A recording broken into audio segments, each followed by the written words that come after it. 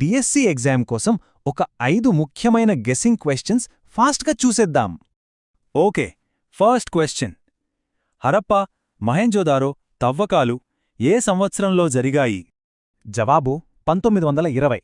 Text book ప్రకారం ఈ తవ్వకాలు జరిగింది 1920లోనే. ఇయర్ చాలా ఇంపార్టెంట్, గుర్తుపెట్టుకోండి. నెక్స్ట్, అసలు సింధు లోయ నాగరికత ఏ రకమైన నాగరికత? ఇది ఒక పట్టణ నాగరికత.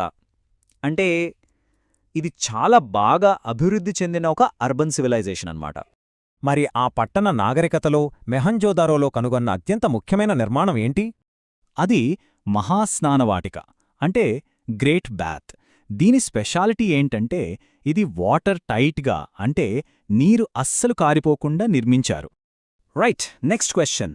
మలివేదకాలంలో బాగా బలపడిన సామాజిక వ్యవస్థేది? జవాబు వర్ణ వ్యవస్థ.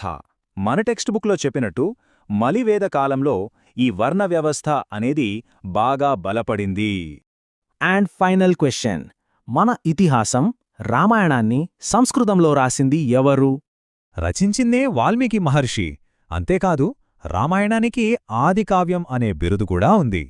ఇలాంటి డిఎస్సి గెస్సింగ్ క్వశ్చన్ షార్ట్స్ ఇంకా కావాలి అనుకుంటే వెంటనే లైక్ చేయండి, షేర్ చేయండి, ఇంకా మన ఛానల్ని సబ్స్క్రైబ్ చేసుకోండి.